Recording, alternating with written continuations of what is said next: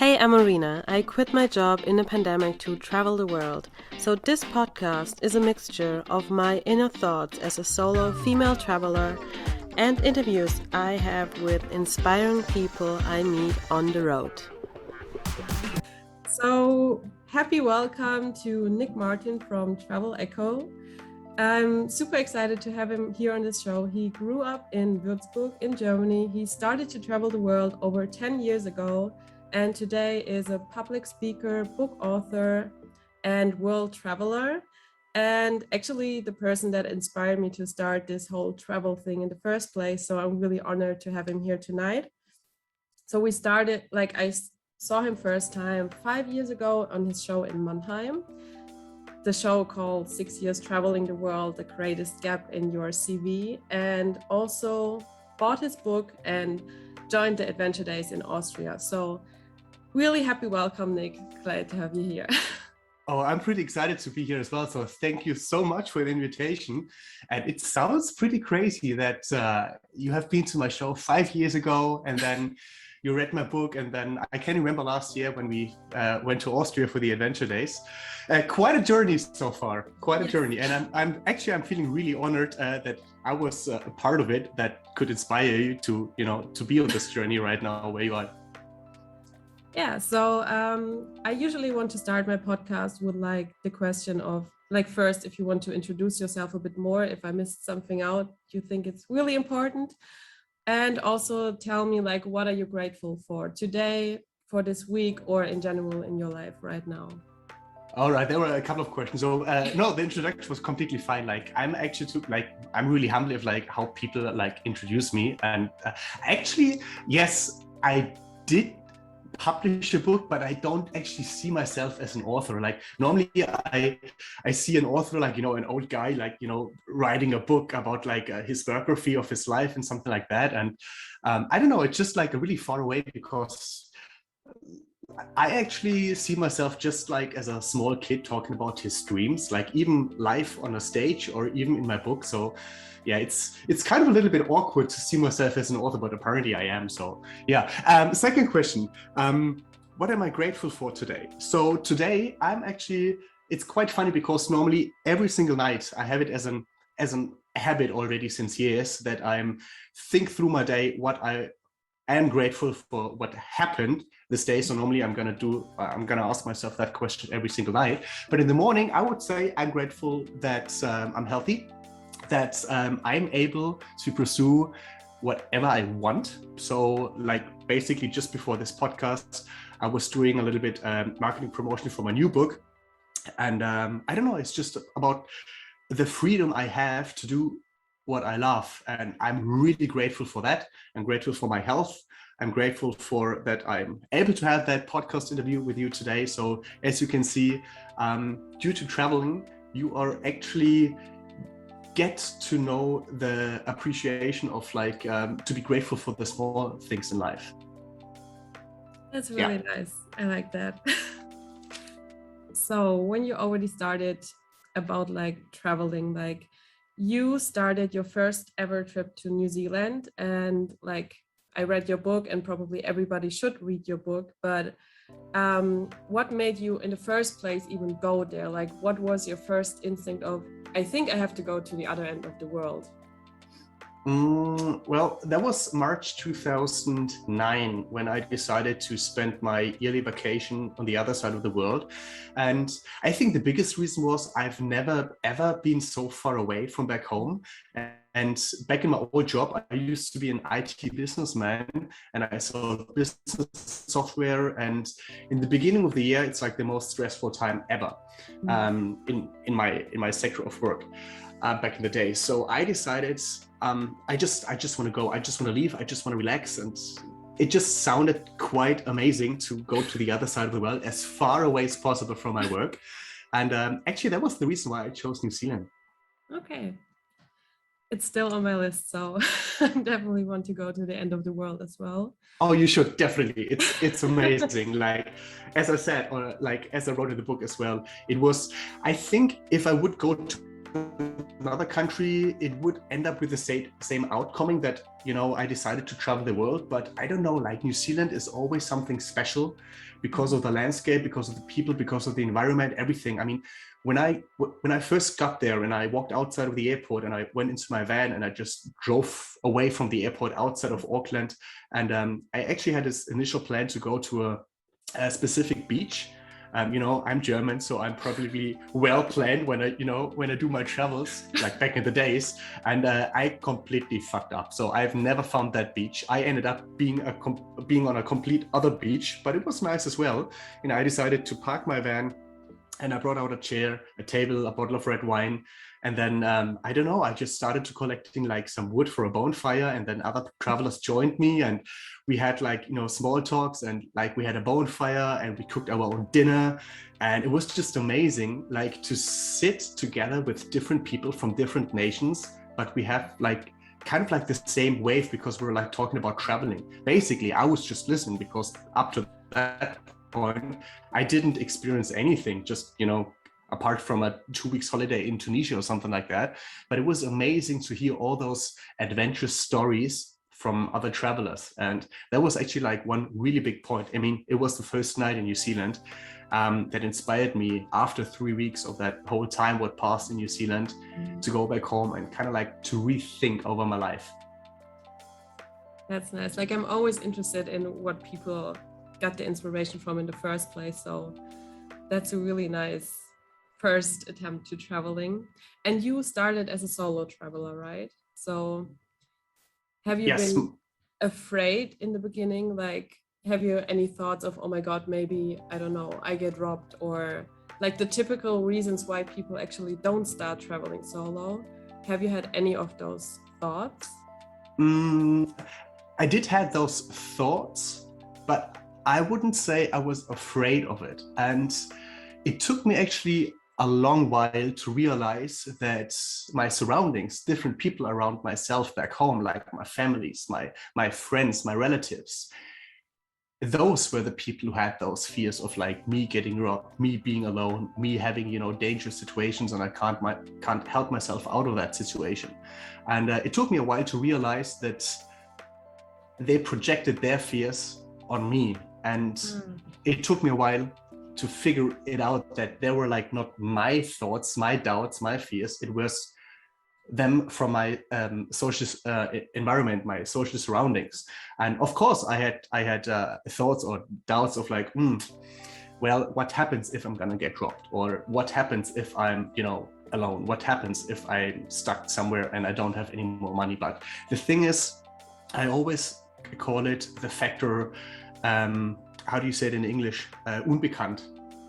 Unknown? Unknown, yeah. It's like the factor unknown.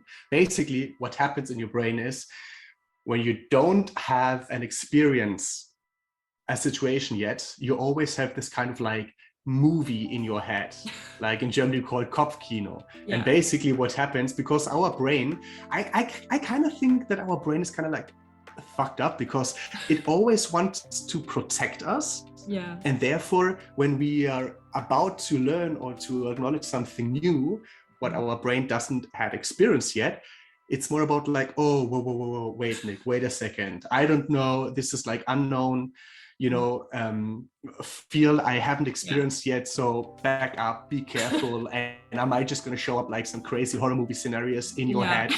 So maybe that you're afraid of it and you don't do it because I'm actually quite comfortable in my comfort zone. So that's what, like, you know, the initial thought of my brain was. And so to answer the question, yes, I had like some thoughts about what could happen. And I had like some movies in my mind about those worst case scenarios. But to be honest, I'm really glad that I still had the courage to go out and like to set off and, you know, sit in the airplane with a one-way ticket to Mexico back 10 years ago. That's still so great. Like just going against your fears or whatever you have and just go for it no matter what. That's really nice. So another thing, a lot of people who are traveling solo fear is being lonely on the road because you're not traveling with somebody else. You cannot share experiences. And since you have like both, like you shared you traveled with other people, but you also travel a lot on your own. Do you have any advice for people that think they're gonna be lonely, or what to do if you're actually feeling lonely on the road? So first off, there's a difference between being lonely and being alone. And a lot of people, I mean, I have to learn it as well, to spend time with myself. And that's a thing what you definitely will experience when you travel solo. You have a lot of time for yourself. That means you have a lot of like mind fucks up in your head, conversation with your own brain about like what's going on. I'm out of my comfort zone. Holy shit, what happens next? But on the other side, I wouldn't say there were a lot of moments I felt lonely. So, I mean, yes, of course, when you're back home in your normal environment, maybe you kind of like this very colorful bird, the only one in your social environment who had these thoughts about like, hey, I want to travel the world. And maybe your social environment is like, oh, I wouldn't do it, you know? And of course, then you would think you feel lonely because none of your friends would join you on this trip. But once you're abroad, once you're in a hostel, once you're, I don't know, like hitchhike or doing whatever, you actually realize there are a lot of other colorful birds out there who travel. And therefore, you won't be alone that much. You won't be lonely that much, I would say, because there are always like some other travelers out there. And it is so easy to get in contact with other peoples. And it's different than back home. I mean, I always ask that question, do you remember the last time of your clique back home, your circle of friends?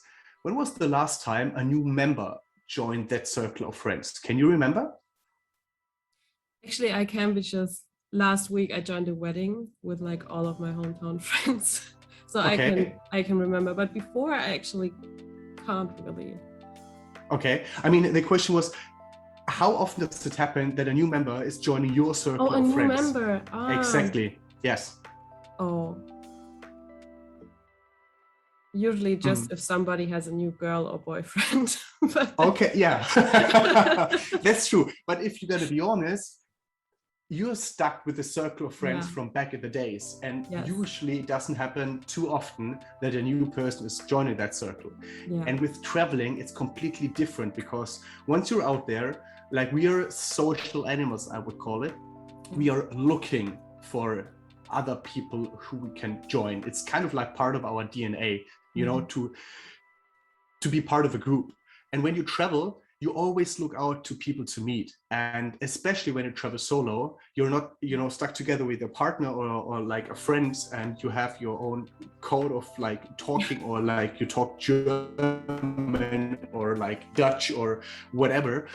You obviously speak most of the time English, or it depends where you are, maybe a little bit Spanish or something like that. And so you're way more open to get in contact with different people. And therefore, another great thing about getting to know new people out there is it's not about meeting complete strangers, because even unconsciously you have something in common, because you're both traveling. So therefore you already have an icebreaker. And that's where the typical travel small talk starts, about where you're from, for how long have you been traveling, where have you been, where you go next, do you have some advice, what's your craziest story, or something like that. And it's actually quite easy to get to know people on the road. I actually at some point stopped asking like the typical country, like where are you from questions, and sometimes spent even days with people I didn't know what they do back home, or sometimes even their name, just after some hours, because you kind of connect on another level. It's different, right? Like when you travel, like, I mean, I had this one example when I've been to the Fijis for the first time, and I met this Canadian guy, his name is Dan. And after 3 days, I literally talked to him about topics I've never ever told my best friends back home. Like, we connected on a way deeper level. And up until this day, it was like 10 years ago, we are still very good friends. And we actually met in 8 different countries so far. Wow. I mean, we met in Fiji, we backpacked through Australia together. Then I had a road trip to like through the US, and I met him in New York, and then we had a road trip together to his family in Canada. We had a big Fiji reunion in London, in England. Now he's living in Sweden. I visited him in Sweden. He visited me in Germany.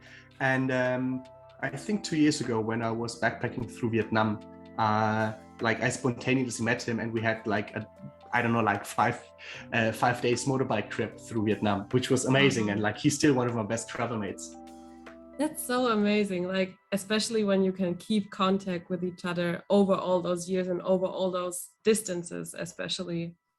Exactly. And that's actually like another stereotype of or like the fear of people, that you are not able to have very deep connections with people from all over the world, which is kind of like bullshit. I mean, yes, of course, some of them, they're just kind of like, you know, you get to know them on a night and you have a beer with them and you talk a little bit, but then, you know, you go separate ways. You know, you go this way, the other person goes that way, or maybe you travel together for like a week, or I don't know, but then you kind of like break up the contact, or like, you know, you don't do it on a consistent way. But sometimes out there you will, you know, meet some gems and you will just get connected with them. And I don't know, I have a lot of friends back from my couch surfing times, from my first trip around the world, which I'm still after 10 years in contact with.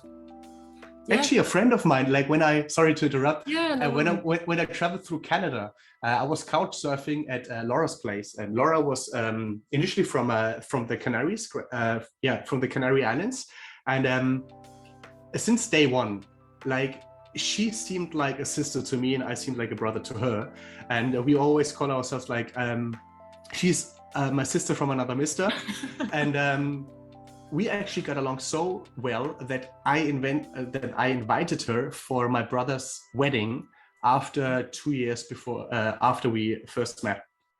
Wow, that's so nice. But I feel the same way. Like sometimes it doesn't take like years to build a strong connection. Sometimes it's just a night or an evening that helps to like build this deeper connection with someone you never depends. Met before.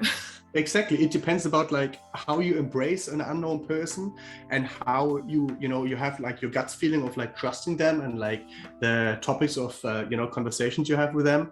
And that's a great thing about traveling, because you kind of like forget that feeling that you're like, you're German or you belong to a nationality. It's about like, we're all humans, and you can connect with people from all over the world, even when you don't speak the same language.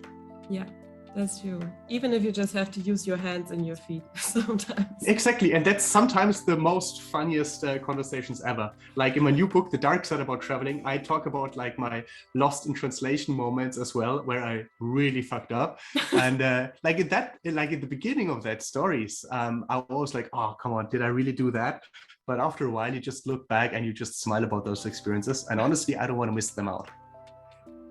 So when you say that, what was like for you the worst travel moment ever? Ooh, that's pretty hard to answer, because I would say I have to categorize it. Actually, like in my new book, it was so hard, and I put it on like kind of like a system where you can rate the different categories. Okay. So I had like the physical pain rate, the mind fuck, the pain of your heart, like, when something's like really terrible and you start to cry, or which is kind of like a pain in the heart. But also when you like really do idiotic stuff, and I'm pretty related to that one. And so basically it's quite hard to answer like one specific story. So maybe you're just gonna choose the category, and I'm just gonna like burst out a story of that. Then I think the last one. The idiotic one? Yes, the idiotic one. Okay. Oh, there are also some of them. Well, when we just we talked about those lost in translation moments, so maybe I have a story about that. So basically, when I lived in Australia and I used my broken travel visa to make some money to continue, to gain some money for traveling, I ended up being a dishwasher and a floor manager in an Thai restaurant. And one night there were like two Danish girls sitting at a table, and I was serving them food, and we made some jokes and we talked, and we got along pretty well. And after my shift, I just sat down with them and we just talked about, you know, everything. And they were asking me like, so what are you normally going to do like after your shift? And I was like, oh, you know, sometimes because I work a lot, I enjoy a shisha, you know, like to smoke. But I didn't use the word shisha because in English, there's another word for it. It's called hookah. So I was like, oh, you know, sometimes to enjoy, I'm just going to, you know, go out and enjoy a hookah. And because they're like really tasty, they relax. And yeah, you know, sometimes I just use two of them right after each other because I don't know, I think it's just delicious. And I really start to relax.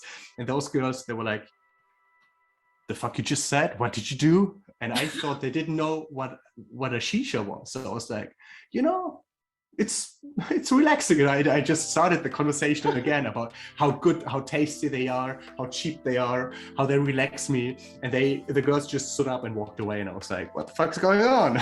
What? And after a while, I realized that there's another word in English with a different ending. Like the one I talked about is like with an AH, I like hookah, like the shisha. Yeah.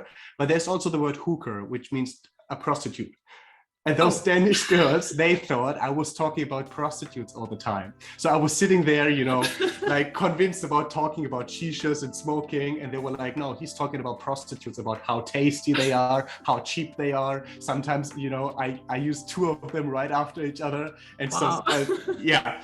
So that kind of lost in translation moment, it was really like, I mean, at that moment, I felt a little bit embarrassed, but like it didn't last long after that. I just, you know, looked back and I smiled. It was like, oh, that was typical Nick situation. So yeah, that was one of those, you know, literally fucked up situations. It's definitely a good story to tell. Oh yeah, basically right now it's a really good icebreaker. That's for sure. But I mean, of course, I mean, my initial thought about why I published my second book. I mean, the first one, I mean, you read it and you would actually say it was quite inspirational, you know, not just listening or reading my story, but also, you know, it was kind of a little bit food for your own brain of like, you know, starting your own trip. And the second one, I would say it goes the same direction, but with a totally different focus on it. And since I'm doing this since 10 years, I'm kind of a little bit sick of how travels or solo travels or world travels are placed on social media. I mean, all the time you just see like brilliant pictures from, you know, a couple standing on a rooftop terrace in Turkey and like hot air balloons starting to raise up in the background, and you just feel like, oh my God, I really want to travel.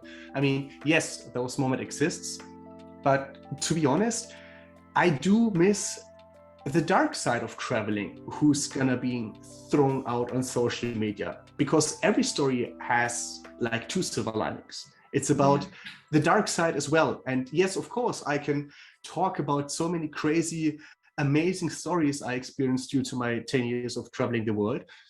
But I would say even more than 50% was really shitty and fucked up, like talking about like all those bed bugs, all those mosquitoes, all those diarrheas, all those scary situations, all those mind fucks when you're like, oh my God, like, I mean, yes, you can talk to people from different countries, from different cultures, like with hands and feet, but there's also like a cultural difference and you have to get used to it. And sometimes it definitely brings a mind fuck with them. And also sometimes like when you're as me, like sometimes a little bit naive or like idiotic, and you have like some very painful experiences out there as well. Like, I mean, I already told it about in my first book about me getting shot with a spear gun in Fiji, or me sailing through a hurricane on a catamaran, or in my new book, I mean, what do you do when you end up in Brazil and you roll down a dune and you end up tearing like your calf muscle in half and you can't walk for 6 weeks? Like, I don't see stories of that in social media about like how great traveling is when you basically are stuck in a hammock for 6 weeks and you have to build yourself some crutches because you can't walk and stuff like that. So those are the stories I really want to throw out there as well, not to scare people, but to edutainment, like it's kind of like an edutainment, like education and entertainment in once, to tell people, hey, yes, enjoy your travels, but be aware there will be definitely some fuck ups on the way, and don't be scared of them. Embrace your fuck ups, because this is the material you really grow on. I mean, everybody can drink a mojito bare feet, dancing in the sand and listen to the Bacardi jingle. But those are not the moments you grow. It's about the fucked up situations where you really started, you know, to embrace or like to be grateful for different things. And that was actually like the initial reason why I wanted to write my second book, like the dark side, what's not so great in, you know, 10 years of traveling. I can definitely relate to that, even though I haven't been traveling for 10 years, but I can definitely relate to like there are a lot of shitty situations you probably would never be dealing with in your normal life, but in the end those are like the moments you really grow from, like extend your comfort zone. And when you look back, it's still a good story to tell. You can probably laugh about it. In that moment, you could not, but exactly. And that's kind of the twist of it, because every single story, which is kind of like bad or negative or like, you know, dark, I always look back and I really appreciate them after a while. I mean, Steve Jobs said it. You can just live your life forward, but you just, you know, get it when you look back at it. So therefore, every single fucked up situations, I'm happy that I experienced. I mean, obviously, some of them I really do not want to live again through. For example, when I was in the beginning of last year, when I was in Kenya, and I add some lime juice in my hair for the vitamin C, and it, you know, bleaches out. And I was, after that, I mean, I put a lot of lime juice in my hair, and I ended up, you know, playing in the sun with my girlfriend for an hour. And long story short, 2 days after that, I ended up being in a hospital with 2nd-degree acid burnings on 80% of my backs. I've never ever in my entire life felt that much pain. It was the worst pain ever. I couldn't do anything for weeks. I couldn't, you know, I felt like Edward from Twilight because I couldn't go into the sun because it was just burning so bad. And I had like blisters on my collarbones, and it was such a bad pain. It was like the worst pain ever. And I mean, those moments, you know, I learned my lesson. I will never ever add some lime juice in my hair and go straight to the sun afterwards. But I learned my lesson. I really don't want to, you know, experience it again. But after a while, like even right now when I talk about it, I'm just shaking my head. It's like, Nick, you're such an idiot. But, you know, it's part of the experience. I mean, like in my book, or like even though on my, like, you know, when I give an interview or talking on stage on it, I don't, I want to encourage people to do the same shit as I did. It's just more about to make them aware of, hey, it is possible that shit happens. Embrace it. You will learn about it. Don't make the same mistake twice, but still, it's part of like, you know, your inner growth as well. Yeah, there are anyway so many mistakes you can make without repeating yours. So I think. Oh yeah, definitely. Go for it and find them and let me know. I'll write a book about it. So from like those bad experiences, you probably learn the most. Is there like some kind of skill you think which is only possible with travel, or is like the greatest skill you can learn while traveling? I don't think it comes down to like one specific skill you just learn exclusively while traveling. It's more about the experience itself, and due to your own experiences when you travel, that you develop some skills on your kind of like on your personal plate. So for example, like one of my biggest learnings from traveling for the past 10 years was whatever I do, I'm 100% responsible for it. And like normally in society, like everybody has dreams, right? Would you agree that some of our dreams or goals we don't pursue because we are scared what other people might think of us? Definitely. So therefore, what I learned while traveling is whatever you want to do, like people don't give a shit. Like in the, like on the second level, on the first level, it's about like, you know, they ask you so like, oh, you really want to do it, or like they criticize you, or they project their fears onto you. But on the second level, everybody goes back home every single night and, you know, tucks in their own bed and just thinks about their own challenges and problems. It's not about that you're going to lie down tonight. It's like, oh my God, I really hope that Nick's new book is going to be, you know, successful or something like that. It's like you have your own challenges, and that's completely normal. So therefore, I realized whatever I want to do, it's on my plate. Like, I should not give a shit about what other people might think about it. And also taking responsibility about everything. We are really good in society of pointing our fingers to somebody else. Oh yeah.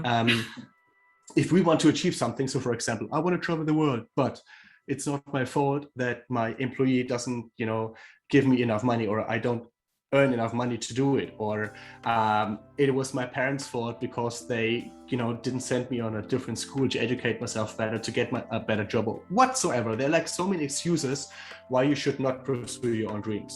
But if you're going to take that away and you say, I'm responsible for every single thing in my life. In the beginning, it's quite hard because you're not allowed anymore to point out fingers, to blame others on your situations. You're responsible by yourself. And therefore, that's one of the greatest lessons I learned. And the positive outcome about it, I'm going to set it into like a picture, I frame it in a picture. When you're on a boat or on a catamaran, and when you don't know where to sail, no wind comes from the right direction. Yeah. But when you take responsibility, whatever the wind comes from, you are in charge of setting the sail the right way, so you will actually go to your destination. And you can't blame anybody else. You can't blame the weather, you can't blame the wind, you can't blame the crew. It's your responsibility to set the sail straight, or like in the direction you want to, to sail. And therefore, that's actually like one of the greatest skills I've learned on my travels, that you're responsible for everything in your life. That's such a great lesson. And I can definitely relate to that as well. Like, when you realize you're responsible for your life, actually everything's possible. So because it is kind of like a phrase, yeah, but it's so much truth behind it. I can remember last year when we went to the adventure days in Austria, and we had like this conversation with different people from the group of like, I really want to do it. And I asked the question, like, why don't you do it? And then like, just like that simple question, why don't you do it? And people like, well, and then you see in their face, they start to come up with an excuse of like, I don't have enough money. Like, why don't you have enough money? Well, I don't earn enough. Yeah, like, what you gonna do? Like, that's, obviously, everybody has goals, or dreams to achieve, but focusing on them and kind of like pointing up the middle finger, it's like, I don't give a shit about like whatever happens around me. I'm just really, crushing it, and I really want to go through that. It's about setting your focus, being really honest with yourself about if you really want to do it. Like, if you decided that you really want to do something, your priorities will change as well. Oh yeah. And it's so much more easy to do it. So for example, if somebody wants to travel the world and they were like, okay, no, like, that's my conclusion, I really want to do it, and you're like really believe in yourself, your priorities will change automatically. That means you don't go out that much to spend any more money. You more like spend time back home and do some research about like how to set up a trip around the world. If it's like, going through countless blogs, or like do your research, or whatsoever, it's about setting your focus straight to achieve something. And it doesn't have to be like, traveling. It's about like, working on your relationship, being an entrepreneur, or doing whatever. It's about the focus and the priorities. Yeah, like there's one book, The Subtle Art of Not Giving a Fuck, and it's one of my favorite books. And it says, like, at some point, all people want to be happy, but it's not about what people want to have. It's about what people are like willing to do to get it. I don't know if it was like, when we're on phrases right now, there's this one phrase of if you want to change something, you have to do what you've never done before. But if you always do something what you already have done, you will never change. Yeah. There's a lot of truth behind that one as well. Yep. True that. So besides your new book that's gonna be released with like all those dark sides, when is the release date again? The 7th of September, the book will be published, and also like the Audible version as well. Like, I spoke it myself, because there's like a lot of shit coming my way of like, oh Nick, you're not a professional speaker, whatever, blah blah blah, I don't like the book. But then again, I don't give a fuck, because a lot of people, they really appreciate that the author reads itself, so they can listen to it, and it's way more authentic. And you can't please everybody. If you try to be everybody's darling, you end up being everybody's asshole. But back to your questions, the releasing date is the 7th of September. So it's about like 3 weeks from the point we kind of like reported that podcast. Okay, so probably by the time this podcast will be out, the book is already published. So bam. But anyways, I definitely gonna get a copy of that one, and I can only recommend you to do the same. And like, besides having like traveling or books, like what do you plan to have like in your future? Do you like still want to like go on with your life like you do right now, like traveling and hopefully not spend too many days in Germany? Or do you plan to like settle down at some point, or do you just go with the flow, whatever's happening? Due to my travels, I would say I'm not a big fan anymore of having like a 10 years plan of my life, because I just experience like whenever you have a plan, the world's gonna fuck you up. And you can't do your plan as you wish. And this is totally okay. So I embrace the unknown. And what's definitely sure is what I enjoy right now. But like, I love what I do right now, so I totally enjoy it. And therefore, I'm definitely going to continue to explore the world and travel.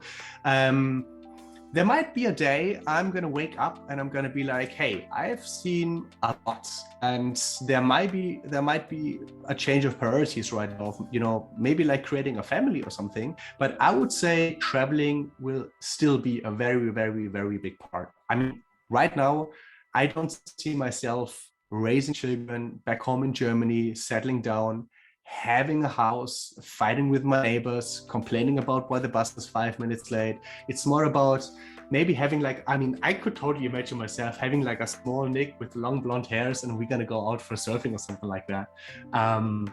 But therefore, there's like no due date to that. And I'm just going with the flow, I would say. I mean, I always say, if you're able to do whatever you love in the present, your future is gonna be all right. Yeah. And if I would have like some challenges right now, like, I mean, I have challenges every single day, but I'm kind of like working through them instead of like, you know, pushing them away and, you know, pointing fingers to like, it's not my fault.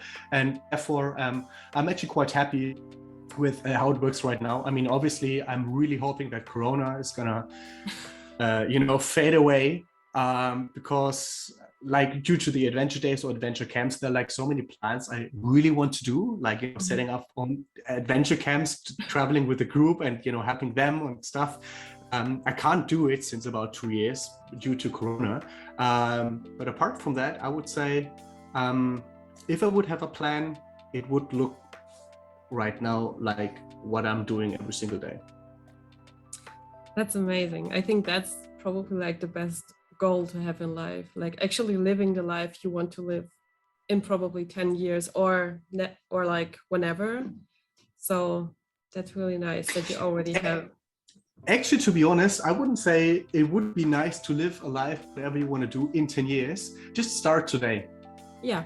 Just do it today. I mean, if you're going to set up your goals, like if you say in your mind, like, I'm going to be happy when I'm going to, you know, complete this task, or when I'm going to be, or like, I'm happy when I'm financially free. I'm happy when I'm, you know, and you set a date to it or like a specific goal, you're always pushing it further and further away.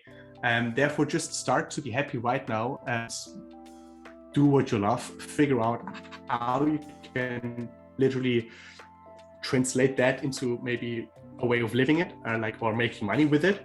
And yeah.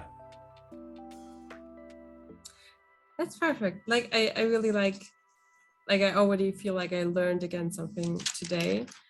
And I have like 3 last questions, because I always want to have like 3 questions. In the future, this will be one question of my non-existing community, but probably in the future. It's going to be one question my previous guests pointed out, and it's going to be one question by myself. But okay, since, all right. since today I don't have one from the community, it's going to be 2 of myself and one from our previous guest, which was Kasia in Vienna. So first question is, who or what inspires you the most? Oh, that's a really good question. Who or what? Daily inspiration I do get from a lot of people. It depends about the topic. So for example, if it's like business-wise and you have business struggles, there is Gary Vaynerchuk, for example, who is about, it's not about how much money you make, it's about how you make your money, and that happiness is way more valuable than money. And like my daily inspiration I will actually get through different people from Instagram, for example.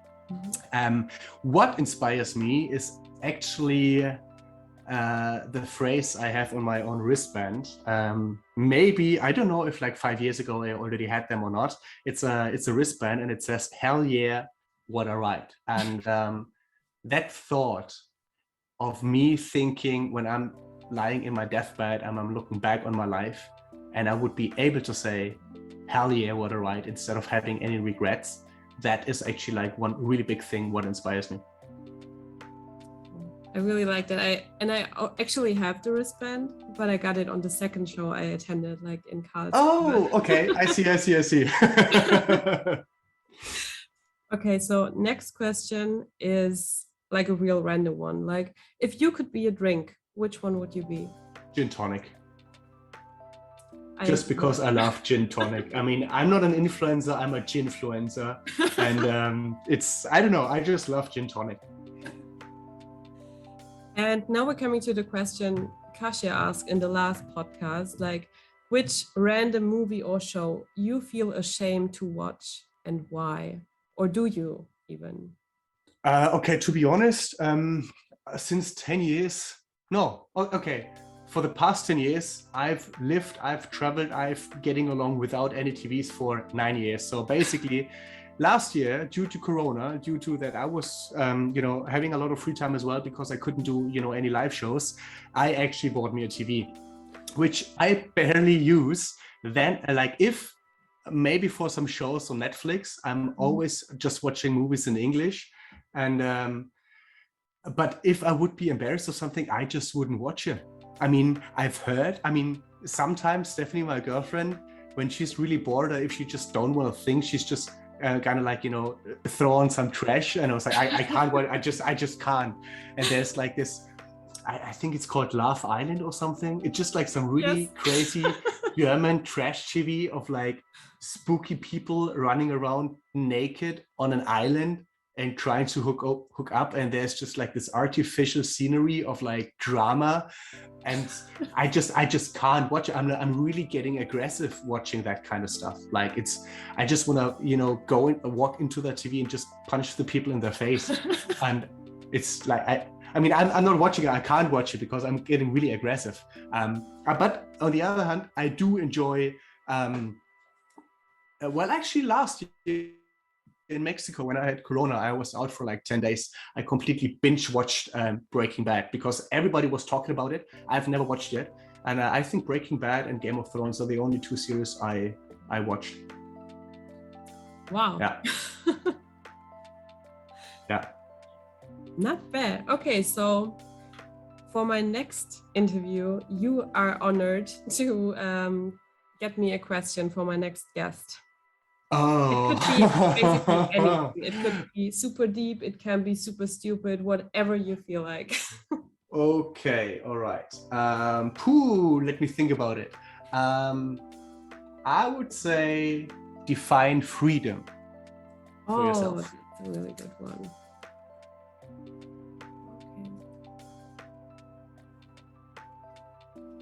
I like that. Okay, so we are finally coming to an end here. I really, really enjoyed talking to you. And it was, again, a huge inspiration for me. And is there anything you want to say, like your last words, what you want to get out there? Live life to the fullest. Enjoy it. Enjoy every single moment because life is way too short to be boring. Bang, mic drop. And now Wow. everybody can just kind of like figure out what it means for themselves. Is it like pursuing your biggest dreams, or like finally talking to that girl or talking to that guy, or finally, you're getting your ass up and do something.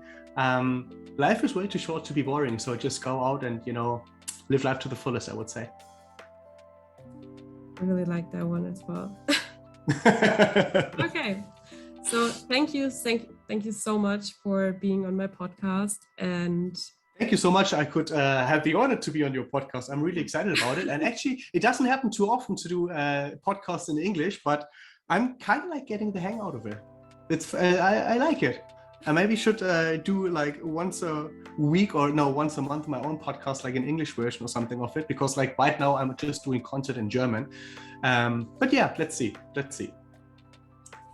Definitely you're gonna reach like all your international friends with that as well. So well, it's still on my list. Maybe like not maybe. I can guarantee in a couple of years there will be live shows all over the world. Well, I'm excited for that. Oh yeah, me too. So maybe in a couple of years, some is like, reaching out and listening to that podcast episode is like, holy shit, this is the guy I've just seen in like the Atlanta Stadium in front of 10,000 people. You never know. Okay, perfect. So I think we're going to end it here. Thanks again. And I'm going to link all your socials in the show notes so everybody can check you out, check out your stories. Like, I think we had a lot of teasers during this podcast, and I can definitely recommend read the whole story or listen to the podcast. So perfect. Thank you so much, Marina, for being part of the podcast. Yeah, thank you. And have a great day back in Germany. I will. Actually, it's the first 4 weeks straight I'm being back home in the year 2021. So it's fine. I can live with it. And actually, there's like a lot of work to do due to my book promotion, but I enjoy it. So therefore, all good. That's good. Okay, so see you hopefully soon somewhere on this beautiful world. Somewhere on definitely the road. Somewhere on the road. Okay. Thanks for taking time to listen to the On the Roadcast. If you like this episode, you would warm my heart with a nice review on iTunes, a comment on YouTube, or a private message on Instagram. And of course, you make me super happy if you share my podcast, as it helps other listeners finding my show and hopefully to inspire them to travel the world.